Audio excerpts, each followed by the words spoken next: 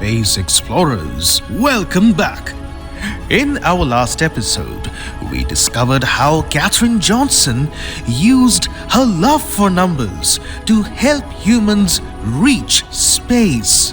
If you haven't heard that inspiring story yet, you'll find the link in the description below. And today, we continue the journey.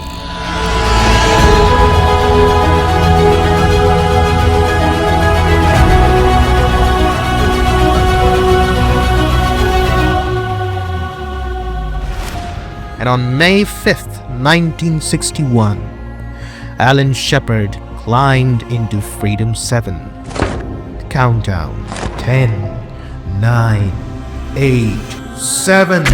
The rocket exploded to life with 78,000 pounds of thrust. Up, up, up he went, reaching 116 miles above Earth, 15 minutes and 22 seconds of flight. And thanks to Katherine's calculations, the capsule splashed down in the Atlantic Ocean exactly where she predicted, within the sight of recovery ships. America had done it!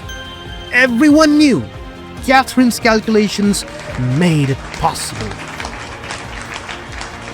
Now we jump to 1962. This is where our story gets really thrilling. NASA.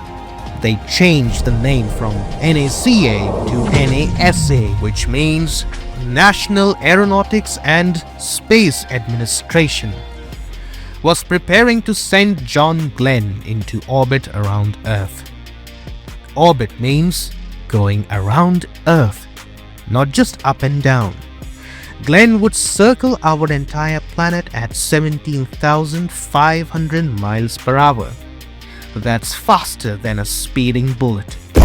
One complete orbit takes just 90 minutes. This was incredibly dangerous. The slightest mistake and Glenn would either crash into Earth or fly off into space, never to return. NASA had installed brand new electronic IBM computers to calculate Glenn's trajectory. Huge machines that filled entire rooms, humming and clicking and supposedly never making mistakes. But John Glenn didn't trust them. 3 weeks before launch, Glenn was in a meeting. Engineers were reviewing the flight plan. Glenn suddenly stood up and said, and these are his exact words, "Get the girl to check the numbers. If she says they're good, then I'm ready to go." Think about that moment, young explorers. The astronaut, the man about to risk his life, wanted Katherine Johnson to verify the computer's math with her pencil and paper and her brilliant mind. The electronic computer had done calculations in hours. Katherine would need a day and a half to check everything by hand. But Glenn trusted Katherine Johnson more than the machine. Can you imagine how Katherine would have felt? The entire nation watching, engineers with their fancy $1,000,000 computers, and they're all waiting for her. Katherine sat at her desk with stacks of paper. She verified every calculation, every trajectory, every angle. The numbers had to be perfect, because John Glenn's life depended on it. She calculated the orbit path around Earth, the exact moment to fire the retro rockets to slow down, the re-entry angle through the atmosphere, the splashdown location in the ocean. Hour after hour, equation after equation, Katherine's pencil scratched across the paper. She cross-checked the computer's work against her own calculations. Finally, after a day and a half, Katherine looked up. The room fell silent. She said calmly, "The numbers are good." "The numbers are good." On February 20th, 1962, John Glenn climbed into Friendship 7. The entire nation held its breath. All recorders too fast, T-minus 18 seconds and counting engine start. May the Weaver be with you, Thomas. Good Lord, ride all the way. Godspeed, John Glenn. The countdown began. 10, 9, 8, 7, 6, 5, 4, 3, 2, 1, march. Roger, backup clock is started. The Atlas rocket roared to life. Flames shot out.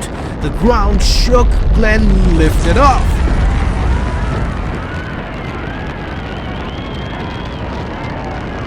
For nearly 5 hours, Glenn orbited Earth not once, not twice, but 3 times. He saw the sun rise and set 3 times. He looked down at our beautiful blue planet from space. Then, crisis! Mission Control saw a warning light. It indicated that the heat shield, the protective barrier that keeps astronauts from burning up during re-entry, might be loose. If the heat shield came off, Glenn would be burned up. The engineers frantically checked Catherine's calculations. Could they bring him home safely with the retro rocket pack still attached? Would the extra weight change the trajectory? Catherine's math held true. They followed her calculations exactly.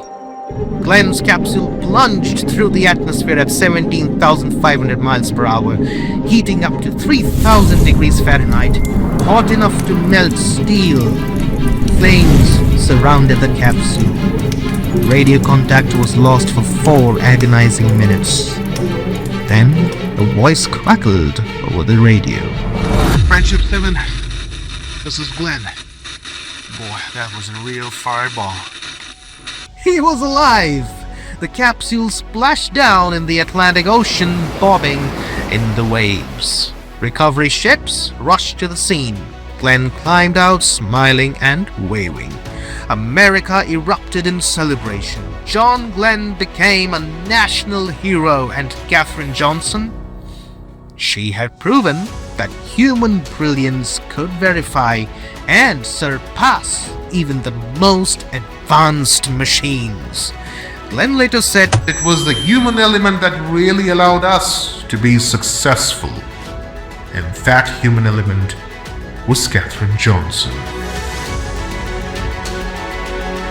But our story doesn't end here. Young explorers, oh no, the biggest adventure was still to come. In 1969, NASA prepared for humanity's greatest journey. It's one small step for man, one giant leap for mankind. Landing on the moon, the Apollo 11 mission would carry Neil Armstrong, Buzz Aldrin, and Michael Collins 240,000 miles from Earth to another world.